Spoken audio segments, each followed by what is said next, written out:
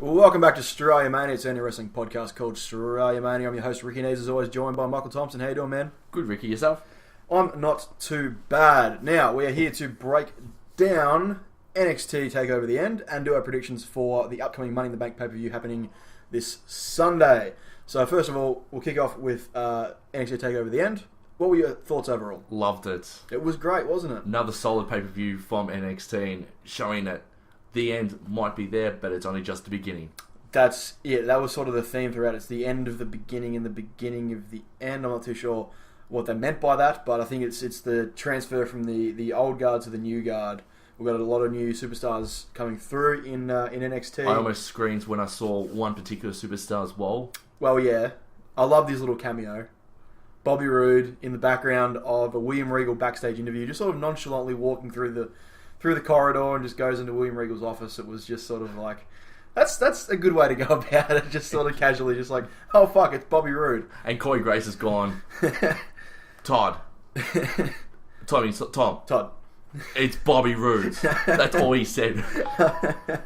I loved it. That was really well done. And like overall, yeah, once again, NXT TakeOver, they have all been really, really good. This was no exception. As we do here, we'll break it down match by match. But overall, our thoughts were great. Once again, well done. First, cap off the rank, and I'm going to get his name wrong forever. Andrade Cien Almas defeated Ty Dillinger. We both predicted this. He's a new bloke. He hadn't been seen on the on the NXT roster yet. Came out, debuted, got the win. Pretty short match, but a pretty decent match. A good way to sort of bring him in to the NXT fold, getting familiar with the NXT audience. So You got boozed though, because Ty Dillinger is over. he is, yeah. At this stage, it feels like Ty Dillinger's sort of floundering. He's really just a bit of a jobber for a lot of the new NXT stars coming through. A lot of the bigger names go through him. Go through a lot of the lower card NXT guys. He seems to be floundering, which is a bit of a shame because he is over with the crowd. Whether after a few of these big names move up, he has a chance to move up higher in the card or not, I guess we'll see. But bit of a shame for a guy who actually is a pretty decent worker in the ring. Yeah, a decent match, but nothing really all that special. But then the next match, the Revival versus Dash, the Revival Dash and Dawson versus American Alpha Jason Jordan and Chad Gable for the NXT Tag Team Championships. I lost it there. Surprised? Yes. Okay, so the Revival win the belts back. And I believe that makes them the first ever two-time NXT champions for any of the belts that they own. They have. But this match was amazing. It was. It was so good. Like, these two teams have such good chemistry. They work together so well. The alternating styles of the brawlers versus the sort of more high-flying, flashy guys. It just works every time they're in the ring together, and this was no exception. A fantastic match. Do you think that this means American Alpha's heading up to Maine sooner rather than later? I think they are. From what I've been reading, apparently American Alpha are going to be part of the draft. So next month they could be moving up to the main roster, and hopefully things progress well and they become part of Kurt Angle's team if Kurt Angle does come back, because they're still talking about whether bringing Kurt Angle back to the company and then sort of having him sort of revamp Team Angle with Jason Jordan and Chad Gable. That would be awesome. Because like they are now the next generation of the world's greatest tag team of Charlie Haas and Shelton Benjamin, because just the way they work in the ring is just exactly what they used to do 10 years ago, Haas and Benjamin. Yeah. It's amazing. They're both workhorses, and they both have that amateur wrestling background as well as what they've learnt in developmental to become these guys with all these really cool flashy moves. The double team moves they do are fantastic as well. And they are over like fuck. Oh yeah, it's insane. So obviously you got to think there'll be a rematch at Brooklyn, but I reckon by then or around that time, yes, we are going to see these guys on the main roster. They are ready as hell, and yeah, Jason Jordan especially, he's a megastar waiting to happen. Like, he is unreal in the ring. So he's gone through everything, developmentals. Like, he's been there for almost 4 years now. You know, he was like where Ty Dillinger was 2 years ago. Then he got into a little bit of a feud with Chad Gable because Gable came onto the scene, said that he was better than Jason Jordan. They had a bit of a feud going on.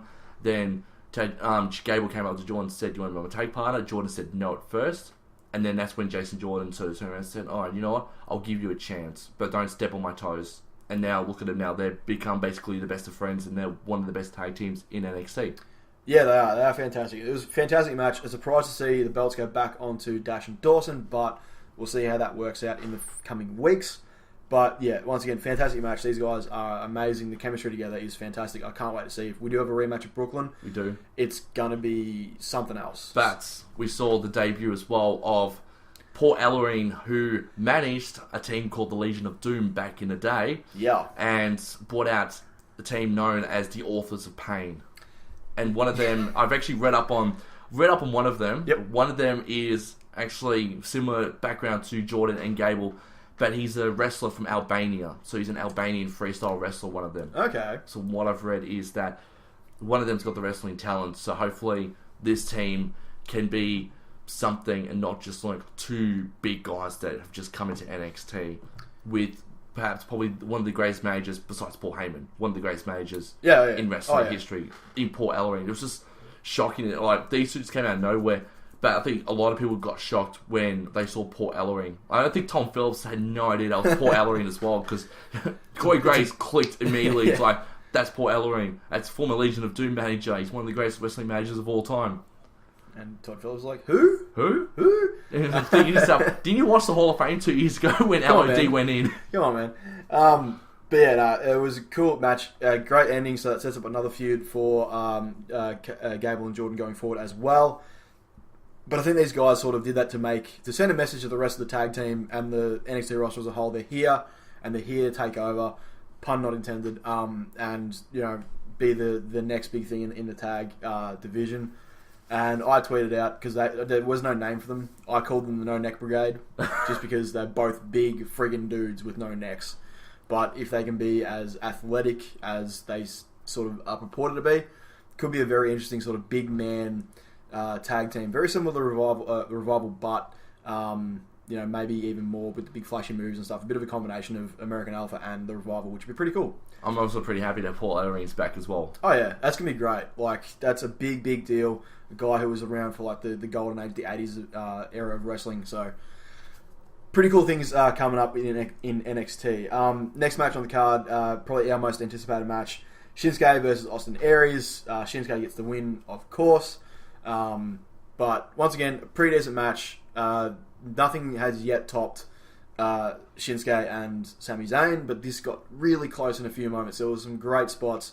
But yeah, just these two guys have phenomenal chemistry. I don't think Shinsuke could have bad chemistry with anybody. He's just that good. And Austin Aries is definitely no slouch either. So another fantastic match. Loved it from start to finish. Yep. I like the drop that Austin Aries did on Shinsuke on the side of the ring. Oh yeah, really painful. Oh yeah, was it the Death Valley Driver onto the ring apron? Oh, that was brutal. And then sort of like he tried to go for the diving move. Shinsuke moved, which sort of turned the momentum around. Yep. It was like, how did Shinsuke get back from that? Because it looked dangerous. It looked brutal, yeah. And then moments later, Kinshasa, and it's all over. But fantastic match. Well, Tom Phillips did a Michael Cohen mislined the Kinshasa. Yeah, what did he call it? Something stupid. He called it the Kinshasa, even though it was the back of the head kick. That's right, because he does one back of the head kick to set up the Kinshasa, then delivers the knee. Yeah, it was. Yeah, Corey Graves corrected him straight away. No, that was just a kick to the back of the head. Don't get too excited there, Tom Phillips. Yeah, chill out, man. But big news coming out of NXT this week. It aired today, I believe. Shinsuke Nakamura's next opponent, Finn Balor. Obviously going to be a main event at NXT Brooklyn. Are you keen for this? I'm excited for that. Oh my god. That's going to solidify Shinsuke as sort of the face of NXT. Yeah. And then he'll go on to the next pay-per-view after Brooklyn to take on Samoa Joe for the NXT Championship. And the question is, Samoa Joe, we don't know who he's going to take on yet. He might take on Austin Aries as a bit of a feud and all that, which would be good to see. We did say in our previous podcast that this match seemed like a number one contendership match, but it might be that Austin Aries, in losing, might be next in line for the title with Shinsuke busy with Finn. I think this is the way. This has to be their send-off for Finn. Yep.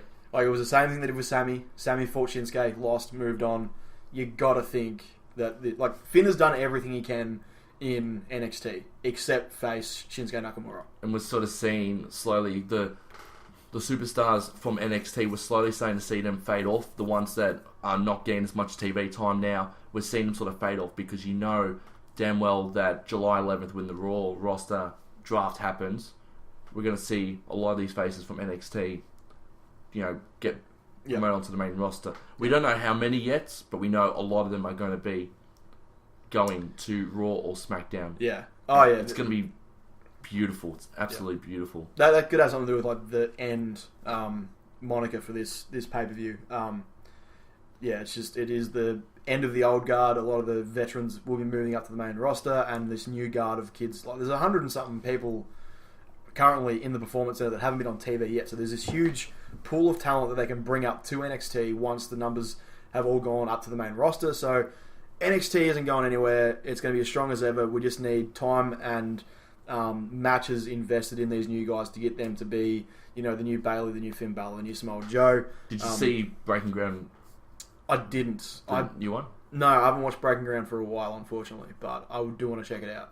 Apparently, it is quite good. It's really good. Okay. Like, it sort of shows what happened at TakeOver Dallas as well as WrestleMania week as well, with the superstars that were sort of looking at throughout the first season. Oh, okay, cool. All right, well, I definitely want to check it out then, because I do love all that sort of backstage. Like, all the WWE 24s behind like WrestleMania are great.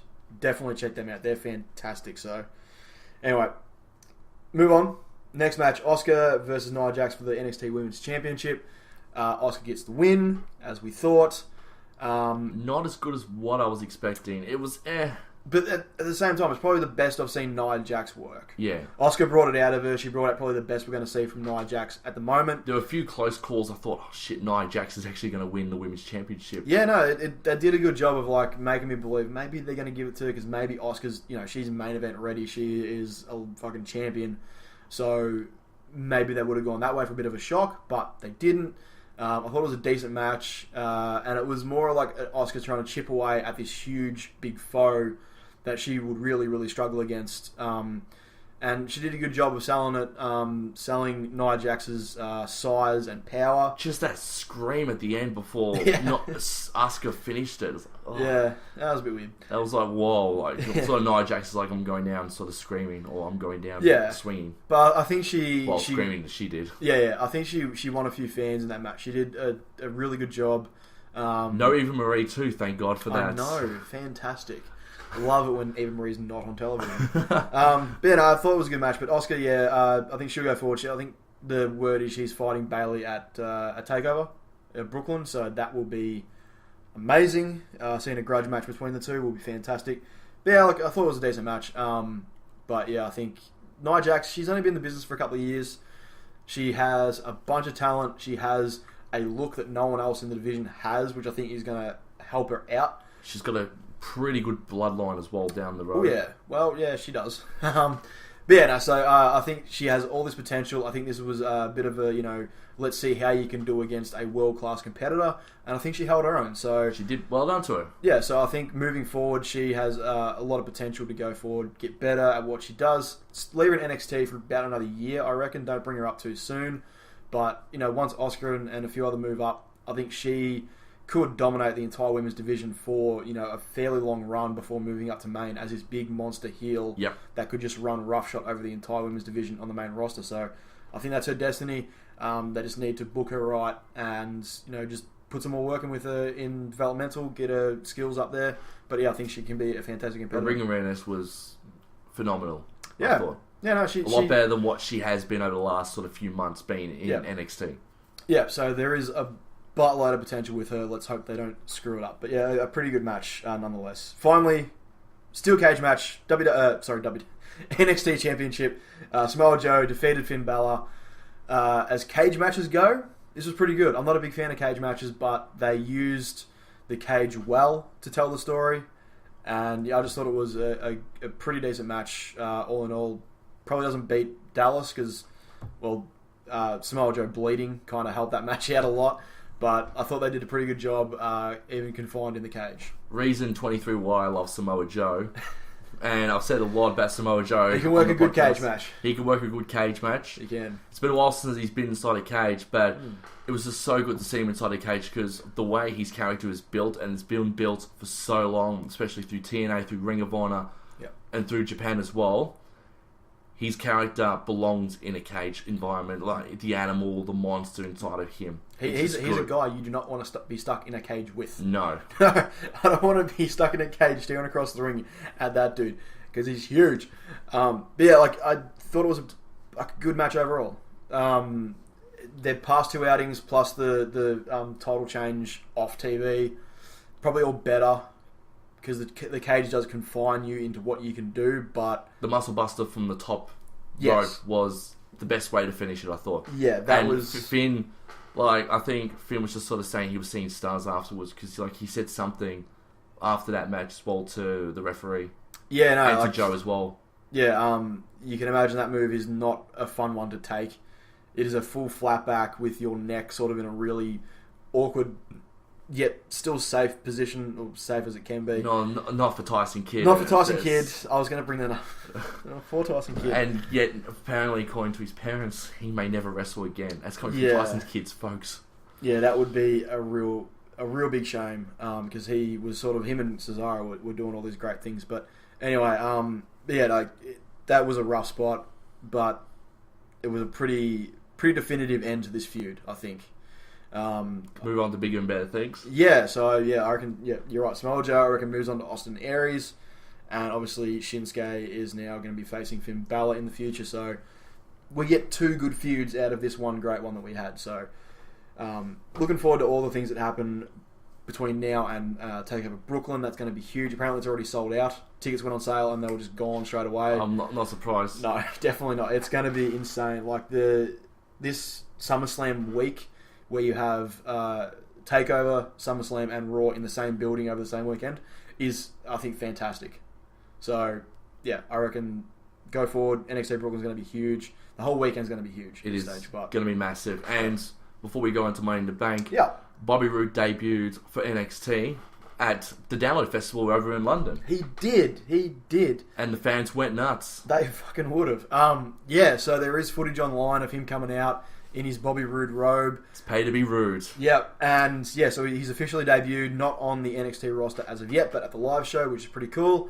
They are doing stuff like that. It's different. It's like, title changes off TV, big debuts off TV, but you get the hype, and once it gets to TV where you have the blow-off, people are going to want to tune in and watch and go, hey, I know this happened because I read it online. I want to see the outcome of this on TV, and that's a good way to get people watching the NXT product a lot more than they usually would be. So, pretty mad things. Can't wait to see him on TV. It's going to be really good. Yeah. I think they've come to an agreement on Roode's salary. I think they're still working with EY, Eric Young, because he was there for like one thing and all that. But I think Triple H is still talking to Eric Young about potentially what they want to do with him and how much money they want to give him. Because I think they're going to be asking definitely for a lot more. So it'll be interesting as well. And hopefully they can get James Storm out of TNA as soon as possible and on to NXT, because beer money on WWE TV is bound to happen sooner or later. Yes, that would be insane. And speaking of TNA, Bobby Lashley re-signed. He did. I don't know why, you silly boy. Go fight in Bellator forever. just do that. That's a steady paycheck. TNA, not so much. I might as well quickly go through what happened. All right. Before we get to Money in the Bank, we'll go through TNA Slammiversary. The only match I cared about was the Hardy match because of that ridiculous promo. I hope you've all gone out and watched that because it's just insane. But yeah, that's the only match I was interested in. Jeff win? Jeff did win, I yes. thought he would have, yeah. Yes, he did. He it was actually pretty cool how the match sort of happened though, because they used weapons, they put their bodies on the line as always, like the Hardys do. Matt Hardy powerbombed Jeff Hardy through a keyboard. Like a keyboard? Like a playing keyboard? Like a playing keyboard. Okay, not a computer keyboard. It was pretty interesting to see something like that happen. That's a new weapon. It was a new weapon, but Jeff Hardy won that match when he swanton bombed off the top rope through Matt Hardy through the table with a trash can lid on top of Matt Hardy's chest as well. Not bad. Great way to sort of end the Falls Count Anywhere Full Metal Mayhem match. Yep. Other matches that happened, Eddie Edwards from the Wolves won the X Division Championship in the Fatal 4-Way match. Yep. Shane Helms was banned from ringside for to accompany Trevor Lee and Andrew Everett, who were also in the match, as well as DJ Zima Ion too. The Tribunal, who you may know are two former superstars from NXT, Sylvester Learford and I forgot the other name of the guy. Oh, don't look at me. Don't look at you. Don't look at me. Oh, Marcus Lewis. TNA names I'm not going to get. Sylvester Learford and Marcus Lewis. They beat Grado and Mahabali Shera in a tag team match, which is a shame because I like Grado and he'll be coming to Australia soon enough. Gail Kim was supposed to be taking on Maria in a one-on-one match. However, Maria had x-rays done and she broke her hand, so she wasn't able to compete at Slammiversary itself. So Billy Corgan came out and said, alright, you know what, Gail Kim is going to wrestle in the match. She's going to be added to the Knockouts Championship match, which was a triple threat, which was won by Sienna, thanks to interference from Ali Kay, who's been working the independent circuit. She's not a bad wrestler herself. Braxton Sutler, who just signed with TNA, he called out Cowboy James Storm, had a decent match with him. After the match, both showed respect and had a beer bash in the ring, as you do when you take on the Cowboy and you've got mutual respect with him. Eli Drake, who was on WWE TV in the developmentals and all that, he beat Bram for the King of the Mountain Championship, which is a ridiculous name for what used to be called the TV title. Right. Okay. EC3 beat Mike Bennett in a very entertaining match. This is probably where I started watching it from there. Yeah. Because I wanted to see EC3 versus Mike Bennett because they're both very talented athletes. EC3 is still probably my favourite TNA superstar at the moment besides James Storm. Just the way he is in the ring, just how he is, how WWE should have utilised him when they had the chance. Derek Bateman really didn't work out for him in the end.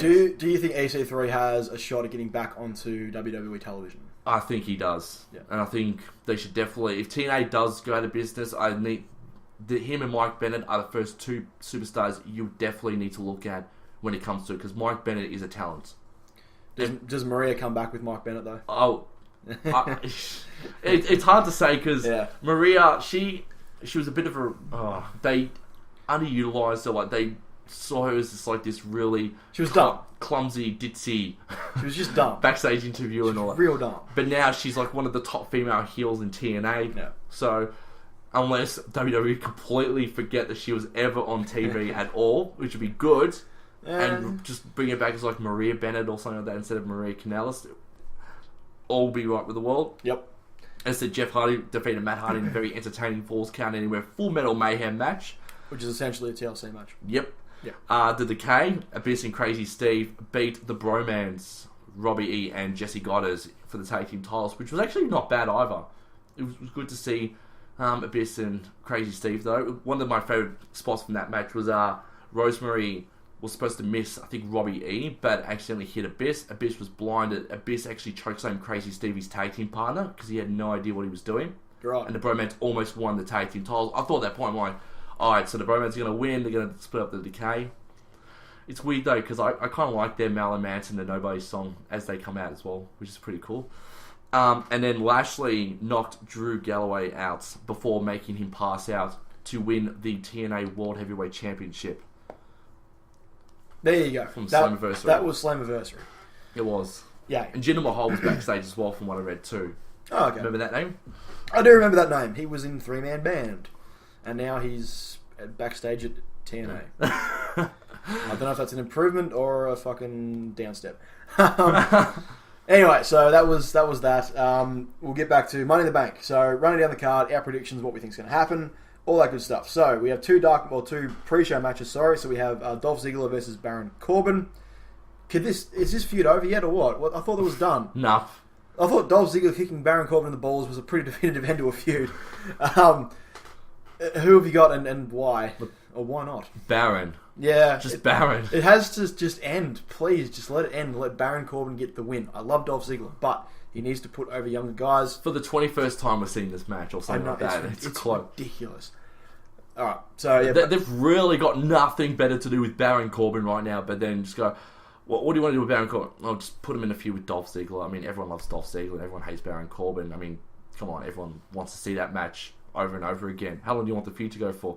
Let's have it after WrestleMania and just pass Money in the Bank. I'm sure people will tolerate it for that long. No, they won't. We're sick of it. Apollo Crews versus Sheamus in a singles match. Apollo Crews. Yeah, Apollo Crews. Yeah. Sheamus will be A, jet lagged from being here in Australia right now. Yep. And B, to put over younger talent, because I don't know how long Sheamus has got left in the company as sort of the dominant main eventer. Put Apollo Crews over. Well, up those. Sheamus is the main eventer. When did that happen? Oh, I don't know. Don't go creative. I've always wanted to put him in the main event for some reason. I don't understand why. Apollo Crews, though, he's starting to show a bit of the different side of him. Yes, I like the backstage stuff with him. It's been good so far. Teaming with the Big Show is interesting. Is his like sort of mentor. They've had a couple of promos together, but it's been good. I've liked a bit of character progression. I'd like to see him talk for a change instead of just walking out the ring smiling and being happy and then beating someone up and then botching a pretty simple Chris Jericho move. God damn it, that was... Oh, my God. But yeah, no, he has to get the win. He has to beat Sheamus, move on to anything else.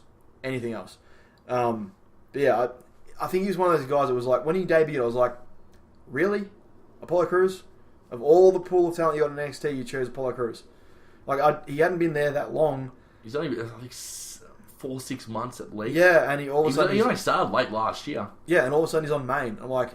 That's a bit soon, and it's kind of showed. He's like just his character hasn't developed yet, and that's the thing with NXT is they were so good at developing character, so that when someone got to main, you know, like the Bo Dallas gimmick and the Tyler Breeze gimmick, which unfortunately didn't go over that well. Some of the Adam Rose gimmick, but at least these gimmicks were entrenched in their character, and they had, you know, you could buy into their character when they came up to main. Whereas Apollo Crews is just a guy. He's the happy-go-lucky guy. Hey, I'm here. I'm wrestling. Yay, fun. That's about all I know about his character. So the fact that they're showing a little bit another side of him in these backstage little promos is good because I can start to buy into his character, which is what I need to do. So, one thing I like though I saw main event before I came over today. He got into a bit of a heated argument with Bubba Ray Dudley, and he said this smile is the smile that I'm gonna have once I'm through with you. It's like, oh. Yeah, they had a match on. Did they have a match on main event? Yep. They had a match on SmackDown as well, I think. I think so. Or it was him and Devon. It was somebody. They had a match on SmackDown But as well. when he said that, I was like, oh, I like that. Yeah. No, like if he does that constantly, like the smile I have on my face is going to be what I'm going to do to you later. Yeah, that's fine. Working into his character somehow. But yeah, just give him some character, give him some motivation outside of being happy to be there, which seems to be his entire character at the moment. Alright, so moving on to the main card for the night. This is a stacked card. This is like... They keep saying it, and I hate it because it's cheesy, but it is like a lot of WrestleMania caliber matches on this card, which is a big deal. So we'll go through. First up, Charlotte and Dana Brooke versus Natty and Becky Lynch in a tag match. Kind of pissed that the Women's Championship isn't being defended on Money in the Bank. I have one big prediction for this match, and it involves someone called Sasha Banks. I think she'll do similar to what she did at the Royal Rumble. She'll come out after the match. I reckon she'll come out during the match. Or even during the match. I reckon she'll come out, cost Charlotte and Dana Brooke the match by getting involved somehow. If her music hits, shit hits the fan, and the fans go nuts. Yeah, it's going to be insane. Vegas are going to scream for Sasha. Like, you're going to be hearing that we want Sasha chants. They're going to be chanting throughout the entire match. Because this feud is weird. Like, you got Charlotte and Dana Brooke. Okay, chuck them together. Dana Brooke was with Emma. Emma's injured. Got to do something with her. Chuck with Charlotte. Okay. Natty and Becky Lynch. Natty was in a feud with Charlotte. She lost, 2 or 3 times? Yep. Okay, feud over. Controversially, but you're done. It doesn't matter. And then Becky Lynch, who's already had a feud with Charlotte this year, and was quite a good feud. She's back in the title picture. And it just feels like that sort of thing they get stuck in, where it's like there's only one feud available on the women's roster at a time. And it's like, well... Not really. No, you have so many women now, and you have so much room to have multiple storylines, and yet you chuck them in a tag match at the expense of having the Women's Championship defended on a big pay-per-view, which kind of sucks. I could see why Becky Lynch is in it, because she was starting to have a feud with both Dana Brooke and Emma, which sort of made sense why she's been brought into this feud with Charlotte and Dana Brooke, is because she's got some unfinished business with Dana Brooke. Yeah. I think she was about to go into a lengthy feud with Emma. I don't know what was going to happen with Charlotte and Natalya. They might have had like one more blow-off match, maybe a ladder match or something like that, just to end it all. But because of Emma getting injured, they needed Dana Brooke to be with someone. And I think Vince is high on Dana Brooke because she's got big muscles, and big muscles means big muscles mean big money, and big money means big muscles and stuff like that. But that's the problem. Is like neither Natalya or Becky Lynch right now feel like a number one contender, and you're like, okay, where's Sasha? Where the fuck is Sasha? Because Becky Lynch was on main event as well. She was wrestling Summer Rae. Oh god! And yet they are touting Becky Lynch to be like a number one contender to Charlotte. No. Doesn't make sense. Yeah. So I think something has to happen in this match, or at the very least next night on Raw, to set up who Charlotte is facing at SummerSlam. And it better fucking be Sasha. We'll forget Battleground ever existed this year because of the draft, because it's going to be so fucked up. It's going to mess up so much stuff. Oh, it's going to be a clusterfuck to deal with when we get to next month. Well, apparently there is rumours of 2 pay-per-views a month. I don't want that to happen. There's so much wrestling. But yeah, I think the problem is apparently backstage is Vince isn't high on Sasha because he says she's injury prone. She got kneed in the head by a referee. That's not her fucking fault. She had a concussion. She was out for like a couple of weeks. It's the referee's fault. Exactly. He kneed her in the fucking head. She's injury prone, damn it. No, she's not. She got kneed in the fucking... Anyway, yeah, I think that's the reason that she's been sort of held back and she's on main event, and apparently she's on SmackDown this week in a dark match. Get fucked. This is going to be at least either the first match or the second last match of the night, at least. Yeah, it's either going to be the opener or the piss break match. One or the other. It's a real shame because there was, I was looking forward to the women's matches each pay-per-view, like since, just before WrestleMania. Now I'm just like, okay, I can go and take a piss and have a cigarette while this match is on. That's what this match is. That's what the women's matches have become again for me. So they've not learned anything from the women's revolution. I know, and it's really frustrating. But hopefully something will come out of this. Hopefully Sasha's back on TV after this, and we have something going forward for SummerSlam, and hopefully it's Sasha winning and getting the belt, and everything's good with the world. Please. Alright, next match on the card. Rusev versus Titus O'Neil for the United States Championship. I saw the beatdown on Raw. Quite effective, quite good. But there's no way in hell that Titus O'Neil gets a win. Not going to happen. He's just been thrown in. All Titus O'Neil's been known for now is that creepy sexual pervert who's having sexual tension with Natalya on advertisements about quit smoking. Oh god. That's all Titus O'Neil's known for now. It was so bad. I think Vince is like, alright, I'm sorry for being racist and suspending you for no reason whatsoever. Suspending you during Black History Month and all that. How about in return I give you, and I just chuck you in the United States title feud with Rusev. You don't win, but you get put over, I'd say, with the crowd. Somehow. We'll put you over. The crowd will love you even more. That was such a fucking situation. He's banned him on Black History. Oh my god. It's so bad. He's had an eventful 2016 Titus O'Neil already. He has. Suspended, missed WrestleMania, become a sexual pervert with Natalya on quit smoking ads, and now he's in the US title match with Rusev. What a roller coaster. And yeah, there's no way he wins. Rusev, maybe not a squash match, but definitely like a 70-30 match. Titus gets a bit of offense and then Rusev just kills him. I think, Rusev needs to look strong. He needs to win feuds. Thankfully, he's not feuding with John Cena anymore, which is good. But yeah, I think you just give him some momentum. Give him a big push. Big push for Ruru, because he needs to be the next big monster heel. Now that Brock's going to be fighting UFC, whatever. I'm thinking might happen though after this feud. Yes. I think Orton might be coming back as sort of the potential, because he hasn't come back yet. I think he'll come back maybe the night after Money in the Bank. Yeah, maybe. And he might RKO Rusev in the middle of the ring. Well, that'll be a great return for Randy Orton. And that's a fresh feud. We haven't seen that yet. So no. And plus, Randy Orton's never inserted himself into the United States Championship title picture at all in his 14 years with the company. So that could be... But that's fresh. At least, it's a former heavyweight champion dropping down to the mid-cards, and he could be like John Cena. Him and Cena can run the mid-cards and be the heads, like the faces of the mid-card. Yeah. Which would be good. Yeah, so Rusev, both of us, Rusev, okay. Next one. This one is going to be interesting. Okay, we've got the New Day versus the Club versus Enzo and Cass versus the Vaudevillains. 4-way fatal tag match for the WWE Tag Team Championship. Who have you got? I've got the Club. You got the Club? I've got the Club, and I think the Club will... I think this is the start of their dominance in the tag team division. This is going to be the start of the dominance. This is where we're going to start seeing the Club be effective.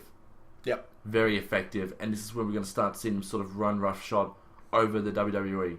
Yeah, I agree. Like, when I heard this match was announced, I'm like, ooh, I don't know who I think is going to win. But I think you're right. I think, especially with AJ in his high profile match, we'll get to that in a sec, I think it makes sense for the club to get the win here. Like, I love the New Day. I don't want them to lose the tag team titles. I love Enzo and Cass. I love Enzo and Cass as well, and I like the Vaudevillains. Like, they're all... That's good. It's fucking stacked in the tag team division right now. It's great. You add American Alpha to that in a couple of months. Holy shit. We are getting amazing matches week in and week out, and this division is looking stronger than it has in a very long time. And potentially they might even introduce secondary tag team title bouts. Maybe. We'll see what happens with the brand split. Yeah, there's a lot of sort of questions up in the air still about what's going on with that. But yeah, it's crazy, but I think you're right. It's got to be the club. Like, I would love to have the New Day run till SummerSlam and get that full year, which I think is still like a 30% chance of happening. But I think the club gets it now. And there's only one tag team that have held the tag team titles for almost as long as the New Day, and they're about to come creeping up on it. London and Kendrick? Yes. Yeah, because they held it for, I think, 380 days. I think because they held it over for just over a year, but they lost it the next pay-per-view after they ticked over the year. Yeah. So it was like 380. It wasn't 400. It was close to 400 days as tag team champions. Means that New Day would have to last through Night of Champions. That's probably not going to happen. No. So that's a shame, but I love all the tag teams in this match. It should be a fantastic match. We saw a little bit. They had the 4v4 tag match on Raw. Was quite good. Everyone got their spots in. The club won that, which, based on WWE's booking, mean the club ain't winning. But I think this is going to be the change of that 50-50 booking. I think the club will get the win here, and they need to make this team because they are a dominant team. You look at them and you're just like, no one should beat those guys. They're fucking huge. They have an extremely aggressive moveset.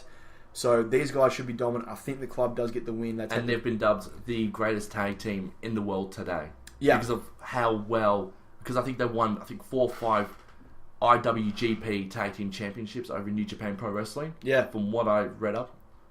4 or 5 times. Like, they've won it a handful of times. So they've been dubbed the greatest tag team in the world right now. Yeah, so they need a belt to justify that title. So... yeah, I agree. I don't want to see it happen just yet because I love the New Day so goddamn much. I love them with the titles, but I think, it's the club's time. So, speaking of, next match on the card, AJ Styles versus John Cena. Singles match with the club banned from ringside. I don't care who wins. This is going to be an amazing match. Yeah, I know. It's one of those things that's just like, okay, it doesn't really matter. It's like watching Cena v Punk or Cena v Bryan. It's like, it's a match you never thought you would ever see. And you just know that the better ring worker, AJ, is going to get the best out of Cena. Which always happens when he faces... Like, I saw his promo and he's bagging at indie guys. But I'm like, hey Cena, your best matches have been against indie guys. Your matches against Daniel Bryan, fantastic. You could never have a bad match with CM Punk. You two had insane chemistry. They had 5-star matches. They did.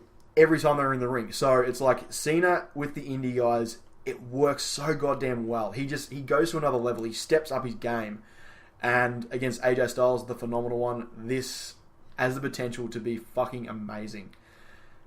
But the important question is, who wins? AJ has to win. But get the shovel because Cena's going to win. Do you reckon? I'm going to disagree with you. This is our first disagreement. I think AJ Styles gets the win.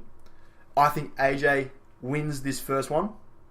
Whatever happens at Battleground, Cena wins there. Blow-off match at SummerSlam. AJ has to win. AJ wins. AJ needs to win this feud. Vince has to let go of his golden boy. I know. Like, you have Roman Reigns. He's your new golden boy. Cena is the old guard. Let him start to fade away out of the main event scene. Yes, they're probably going to give him his 16th World Championship run at some point. That point ain't now.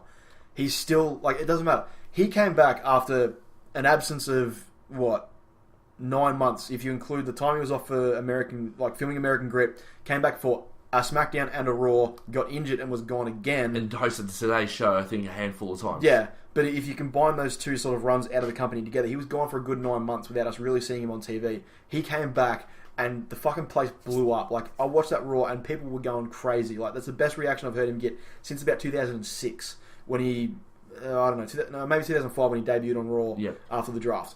Like, he has not got a response that good since then. Because 2006 was when people started booing him. Yeah, around that time. And it showed at WrestleMania 22 against Triple H when, like, every time Cena... It was in Chicago. He was in Chicago. It wasn't everyone Chicago. booed him. Fucking hates Cena. Triple H was, like, everyone loved Triple H. And what I love, though, about that was, guess who was latched on to Cena's convertible? CM Punk. Yeah, I know. It's so good. It was so good seeing him. But I feel bad going against AJ. But look, history dictates that Cena's going to squash him. Yeah, Cena, not squash him, but Cena's going to bury him. That's why I said get the shovel, because I think that's when it's going to start. And I don't want the shovel, and I don't want him to bury him at all. I just want AJ to win. I want Cena to fade out. I love AJ. AJ, I'm sorry. Yeah, but like I was saying, it's like, okay, Cena got that response, so you can have this guy off TV for so long, and he's still going to get a great response. You can have him lose matches. It's fine for him to lose, and he's still going to get a good response from the crowd. You're probably going to get an even more positive response from the crowd with him losing more matches than winning. If he's putting guys over, the crowd's going to be like, good Cena. Not squashing, not burying guys. I like that. Because he's buried too many in the past. He has. And the one thing I would say, though, if AJ wins, he wins clean. Yes. Because not only that, it shows that Cena can put guys over clean without having people interfere on behalf of the people and all that. Because Cena will come out whinging the next night on Raw going, like, you didn't win, you got lucky, you had help. His best example of putting someone over clean, Daniel Bryan. Fantastic match at SummerSlam, put him over clean. CM Punk, same deal. Put him over clean every single time. There was one match, the Big Show match at Raw 1000. Yep. That was the only time any of their matches finished dirty. Everything else was clean finishes. Always good shit. So the only reason why Money in the Bank, I said, was won clean all that is because Mr. McMahon was already engulfed in the feud anyway with CM Punk, so that made sense. And didn't actually influence the end of the match. No, he didn't really influence any end of the match. He tried to. Cena stopped him, and then copped the GTS to the face. Yeah, and John Laurinaitis fell over, which was funny. It was funny. But like I was saying, okay, so Cena can lose these matches. You have the new golden boy. It's Roman Reigns. At this stage, Vince is... At this point, I don't think he can back out. I think he's got to the point where it's like, I have to put all of this into Roman Reigns because I've had him beat AJ on TV twice. I'm all in. So he's your new golden boy, so you can take the focus off Cena. Cena doesn't have to keep winning matches. He can lose matches. I think this has to be the turning point. That's why I think AJ gets the win clean. 1, 2, 3, middle of the ring. AJ Styles. You sticking with the shovel? I do want AJ to win, but part of me says John Cena because of the past. It's a tough one, isn't it? It is. Because you can almost feel like there is a bit of a change happening in the company. The new era is happening. Cena is on the way out. I think eventually he's going to be a part-time star as well as getting more movie options and shit. So I think this might be the tipping point right here.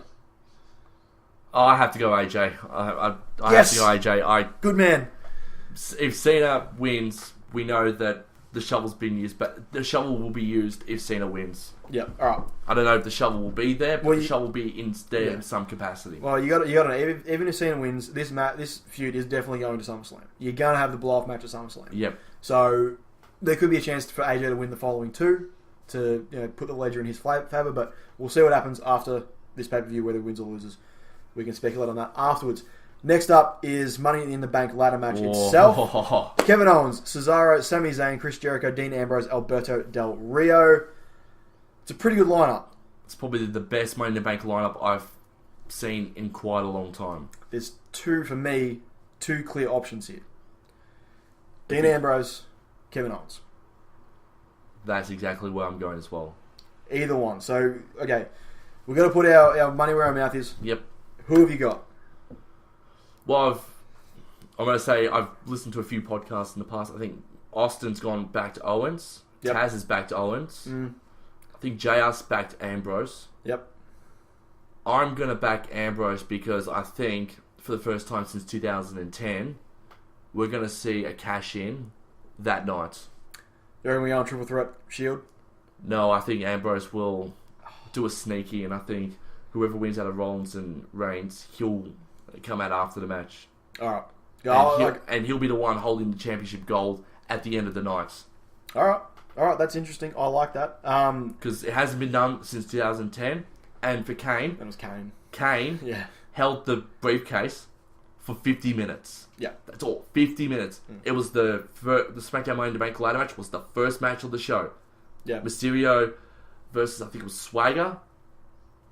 Yeah. I think it was I think it was Swagger versus Ray. Sounds about right. It was the third or fourth match on the card. Mm. Kane came out straight afterwards and won the title. That's right. All right, so yeah, this is tough. So, but put it this way: Yeah. if the Money in the Bank ladder match is the first match on the card, then that's when I think it's going to be. It'll be if it's the first match on the card, it'll be cashing that night. All right. So I reckon this will be like co-main event, like third match, then piss break match, then I think. But anyway, so it's tough. It is really, really tough because there is cases to be made for Cesaro winning because he's, you can give the briefcase to him, wait 8 months before you got something worked out for him, then have him cash in. I don't think they're going to go with that, but there is a case to be made. Chris Jericho, not so much. Because he's probably going to finish his run. Yeah. Like after every pay-per-view, it's been like that was Chris Jericho's last pay-per-view. Then he's on fucking Raw the next night. So I don't know what the goes with Chris. I reckon he's probably going to hang around till SummerSlam and then bugger off. He might feud with Cesaro maybe up until SummerSlam, which would be very good to see. That'd be cool. Sami Zayn, another one where you're like, the fans would love it. The fans would go nuts for it. And having Sami Zayn cash in on a champion Kevin Owens down the line would be amazing. People would lose their shit. So there is that to be made. Del Rio, probably not so much. So, there's 4 guys out of the 6 where a decent case can be made for them to win the briefcase, which is a pretty big deal because last year it was like Reigns is going to win, Reigns is going to win, Reigns is going to win. We had the obviously Swerve and then Sheamus end up with the briefcase, which feels like a wasted year to have Money in the Bank. Should have had Randy Orton at least win it. Yeah, I know. Maybe not. Maybe. I don't know. It's so hard to say it with Randy. He's good, but he's not. I don't know. So this is a tough one, but so you've gone with Dean Ambrose. I've gone with Ambrose because I think cash, and you reckon it looks because I know they're destined to put the belt on Ambrose sooner rather than later. They are. So I'm putting my hat and I'm tipping it's going to be Ambrose to climb up the ladder and retrieve that briefcase and maybe cash it in that same night. I am going to go with Kevin Owens. Going with Kevin Owens. I don't mind that idea, but I like the idea of Ambrose winning the belt on his own accord a little bit better than him cashing in. Although him cashing in on like Reigns or Rollins would be fucking incredible, and I'd love it. Or they may swerve and do the triple threat match, like that's what Rollins and Reigns will come out, and then Lillian Garcia start announcing, and then it'd be fucking great. And the fans would go nuts, and then he'd bring a referee out. The referee will come out, tell Lillian Garcia, and she'd be like, "Ladies and gentlemen, this match will now be a triple threat match for the WWE World Heavyweight Championship." Yeah. And the fans would go nuts. Yeah, it would be sick. They did tease it on Raw well. They did. They put that idea in my head. That's why I don't think it's going to happen. I think they put it in their head just like people go, triple threat match with the Shield. Not bad. Not going to happen. If it is going to happen, SummerSlam. Like, that is a money fucking match. Like, that is huge. You want that on SummerSlam where you're going to get a lot more pay-per-view buys. Like traditional pay-per-view buys, not necessarily network watches, but yeah. So it would be great. It would be fucking awesome, and a huge swerve if it was going to happen on like a relatively minor-ish pay-per-view like Money in the Bank. But save that for SummerSlam. That'd be sick. Kevin Owens. Can you imagine a Kevin Owens heel run with the briefcase? It'd be pretty comical and pretty funny. It would be amazing. It'd be good. He's great now. Like, he's fantastic. He's one of the best on the mic in the company at the moment by a long shot.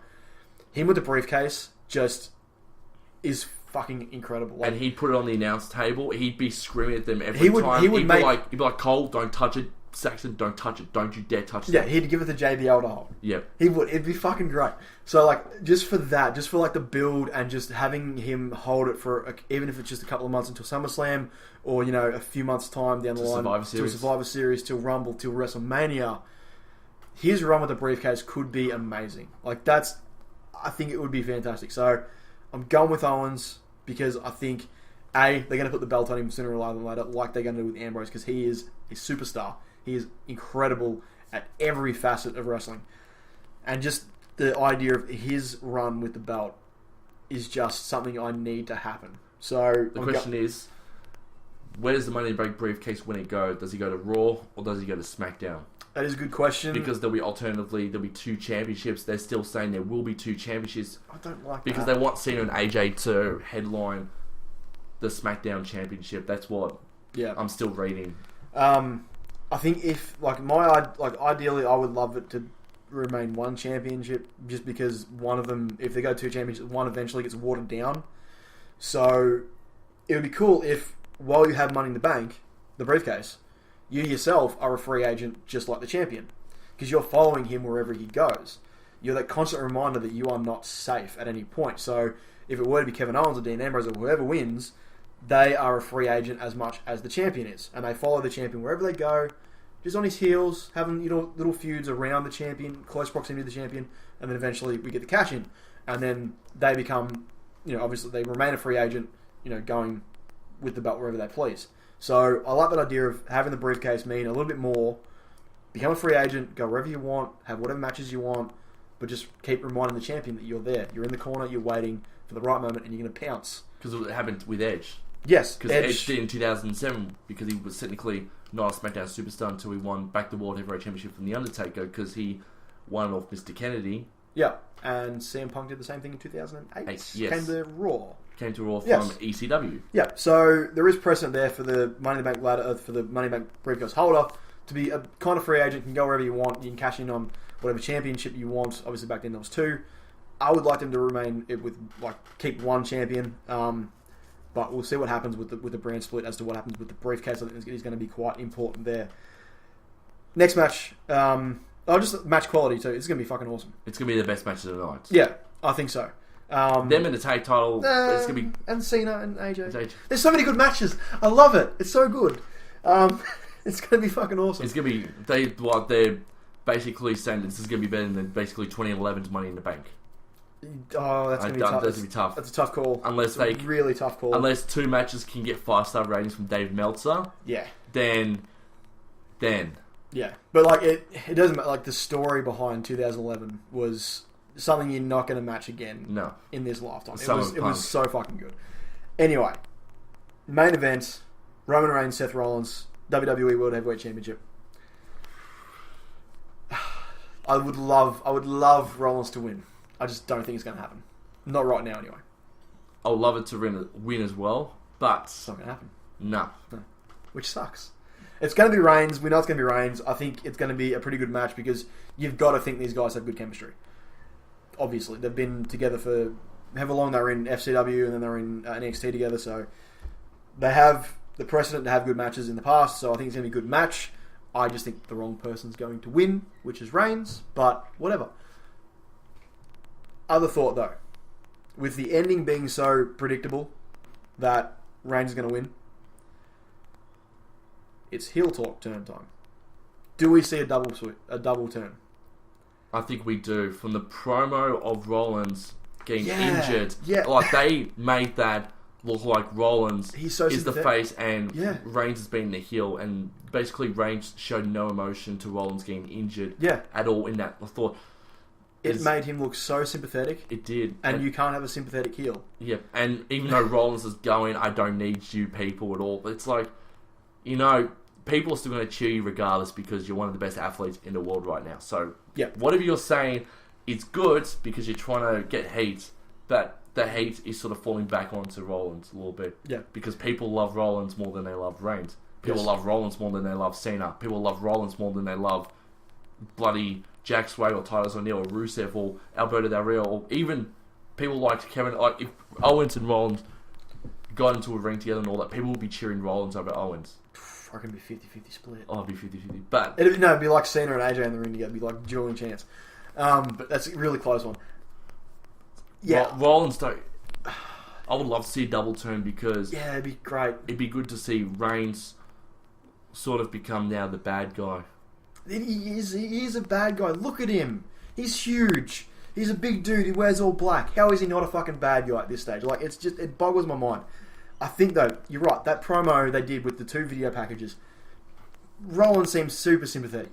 People are just the poor bloke never lost a title, but busted his knee, missed the biggest WrestleMania of all time. He deserves to come back. He worked his ass off to get back in time. Yeah. He came back probably 4 weeks behind in front of schedule.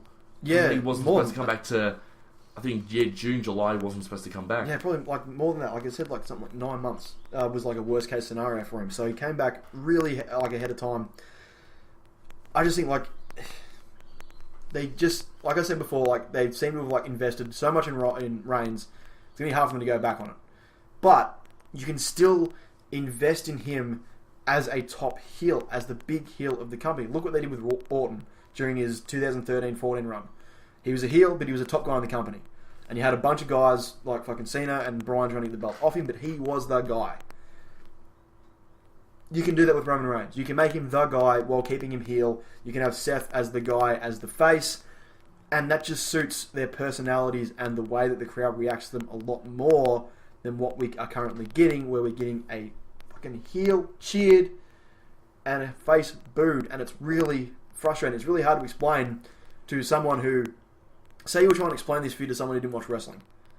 Be like, yeah, that guy getting cheered there, he's a bad guy. You're supposed to hate him. So the guy getting booed there, he's the good guy. People are supposed to love him. And wrestling fans, like non-wrestling fans, are going to be like, what the fuck is going on here? It makes no fucking sense. So... And Kevin Dunn has to... I swear to God, someone has to chop his hands off because... Just his fingers. He plays with the switches backstage. Yeah, no, and he tries to put in, like, cheer sound effects. Apparently, over the top of the booze as well. Especially on SmackDown because it is pre-taped and they can edit certain facets of the show, whereas live it's a bit harder. He just usually turns down the crowd noise and turns up Reigns' mic. Apparently on SmackDown last week, Roman Reigns was in the ring and there was like a Roman Reigns or something chant going on, and if you looked in the crowd there was no mouths moving. No. So he's like piped in Roman Reigns chants, which I don't know where the fuck he got Roman Reigns chants from in the first place. Do what you did with The Rock. Rocky Maivia sucks. Turn him heel. You turn The Rock heel. Then look what you did to him. You made him a superstar. Yes, exactly. And he's The Rock's cousin, even though he's not The Rock's cousin. But shut up, WWE. Want you to think he is. They also did, and also they've done it twice with Orton. You said 2013, 2014. Yes. I remember when they did it back in 2004, 2005. He had a brief run as a face to take on Triple H, only to get sort of like the revenge storyline a little bit. But then they thought, wait a minute, this kid is actually better as a heel. So, let's put him against the biggest, baddest person in the company, The Undertaker, and make everyone hate him, make everyone despise him. And in 2005, everyone hated Randy Orton to the point where people wanted to kill him, people wanted to spit in his face, people wanted to attack him because of how much disrespect he did to The Undertaker, setting him on fire, running him over, doing all this dastardly stuff and all that. And then his 2009 run against the entire McMahon family was amazing. I would love to see that. I would love to just see, like, even if you do it on Raw the next time, or like have Roman Reigns spear Shane McMahon, like that would solidify Roman Reigns as the bad guy. So good. That'd be pretty cool though, because then Shane would go, you've crossed the line. I'm going to get back at you. Yeah. The way I know how. Yeah, I just think that something has to happen. It can't just be another Roman Reigns clean finish. No. We had that twice in a row with AJ. I'm sick of it. And something needs to happen. Like, something big needs to happen. Like, whether it is the cash-in, whether it is Dean Ambrose and he cashes in and wins. That's a big swerve. We get something cool to talk about at Monday Night Raw. But I just can't see Roman Reigns winning clean and the crowd cheering. Like, no one is going to cheer that. People are just going to be like, no, fuck this. We've seen it before. We need something different from this match. We need something to change. We need a big swerve. And I think double turn would be a great way to do it. A surprise run-in or a cash-in from somebody would be another good way to do it. So, Finn is back in the country on Friday. He could get to Las Vegas quite easily by Sunday. You're waiting for this. It needs to happen. It just needs to happen. I need to see it. Like, Finn debuting at Money in the Bank would be fucking awesome. Like, it would be insane. Probably not going to happen, though, because he has a match with Shinsuke at TakeOver, but he could be pulling double duty like Sami Zayn did at WrestleMania. So there is precedent for that. And Kevin Owens. And Kevin Owens did double duty for a while as well. So there is precedent for it. He's back in the country on Friday. Give him time to sleep. Fly him across to Vegas. Make it happen. Make it happen, make it happen, make it happen. Alright. Like, even him attacking Roman Reigns after the match was pretty cool. Yes. It'd be fucking great. Or have him as the 7th member of fucking Money in the Bank because they kept saying there were 7 members and now there's only 6. So there is a spot open. Finn Balor. Could be. You never know.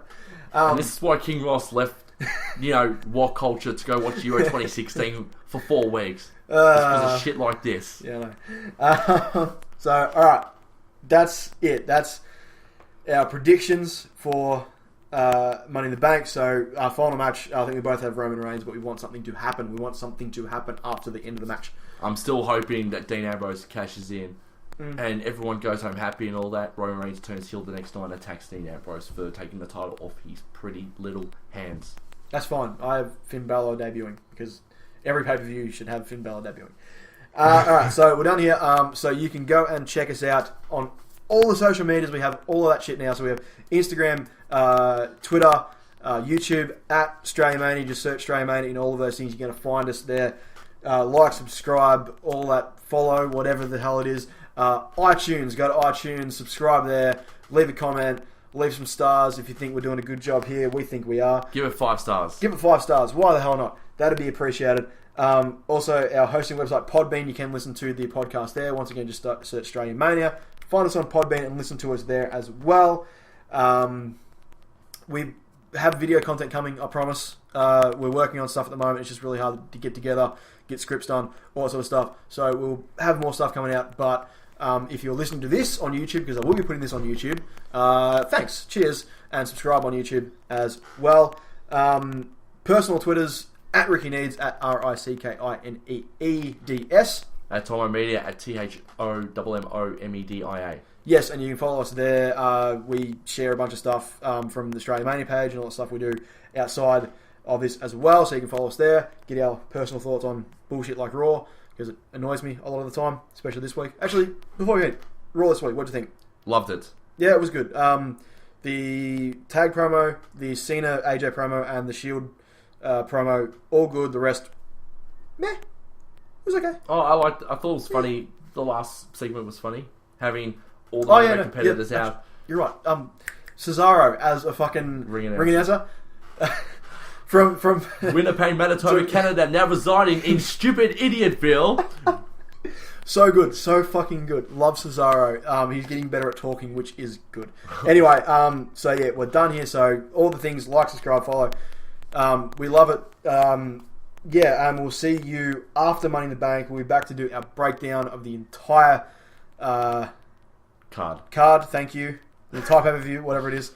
I keep saying pay-per-view, but they're not pay-per-views anymore. Whatever. Fuck you, WWE, for changing your bloody wording of things.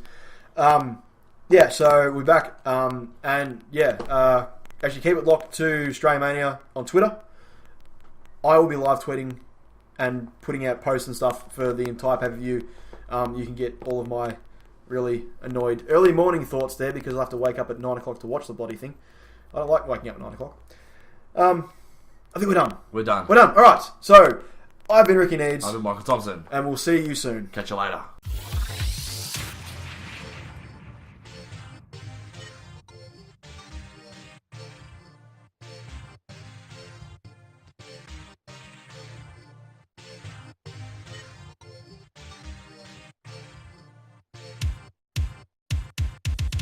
Thank you.